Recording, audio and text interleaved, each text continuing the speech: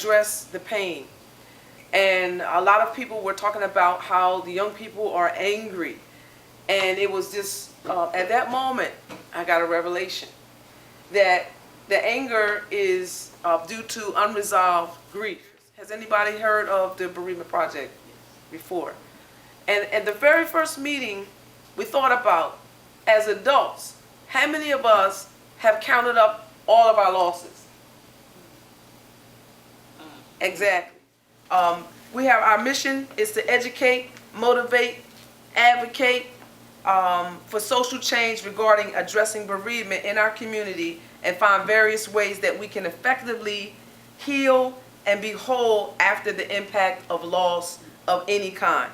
Our vision is to identify resources to support grieving families, and our goal is to address bereavement and the effect that it has on our children and youth and their families.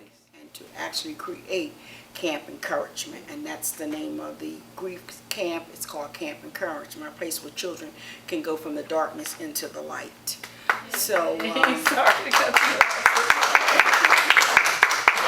so this year, with the help of Lisa and Susan Dennis and Tony Morelli, we had a very successful camp this year. We had 4 children. We were there for 3 days. We had them from 9 until 12. We fed them lunch and breakfast. They had a chance to do some things to try to create. They made memory boxes of their loved ones, and they brought in different things that hats. One little girl brought a hat of her dad, picture of her father, certain little items of their loved ones. They made a memory box. And I want parents to understand that they're grieving, but the babies is grieving too. If the parents lost one of their sons, and it was the child's brother, the baby, he's grieving too. And we have to accept the fact that our children, they need help too. The parents is getting the help. Who's helping the babies? How can we, like you said, Ms. Strictly, how do we get to these young people? Because we're missing it. And they're hurting. And they're traumatized. And they have no clue about how to grieve. So I say that to say that we have to be patient with them. We have to meet them where they're at to a certain extent. And I've talked to plenty of young guys, like I said, with guns in their waist, and it hurts me. I feel like I fail them sometimes when I find out they end up getting incarcerated or they end up in prison. So bereavement to me, and learning how to grieve, to me, from what you guys have done, y'all doing an excellent job. And you know, the way Nicole facilitate all of these things that are important on this level, making laws. People get mad at me when I say, man, marching ain't gonna do nothing. We need to start changing the laws. We need to start going to the legislators. We need to learn how to write the petitions. These are the things, these are the meat and potatoes that help us move forward to learning how we're going to deal with this epidemic called homicide in our communities. In order to make the difference in it, we have to be active, you know, like LD say, we have to be mobilized and organized in order to make it happen. So please, you know, look at this information, because it's not just about the cause, but it's really understanding the process.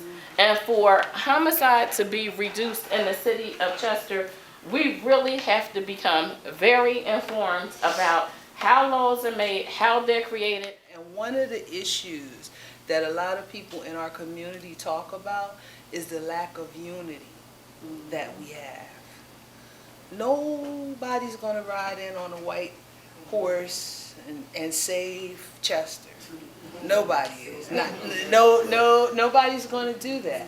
We have to do these things for ourselves. And if we can get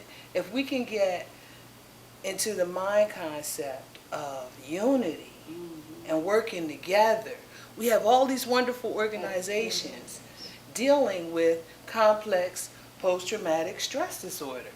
Wow, if we all join forces. We put a theme, building bridges for a better tomorrow. And I believe that this is an opportunity. The reason why I'm here is because I want to build a bridge. I can't do it by myself. But just the way Nicole said, we got to work together. We got to work together. If we work together, if everybody works together, it will be above and beyond. It will be, we will change this city. because of the fact that I pray and I believe and I want the city to change. If the Bronx, I was in the Bronx when Bronx was all burnt to pieces.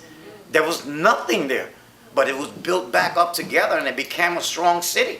So why can't we work together? Why can't we put our differences aside?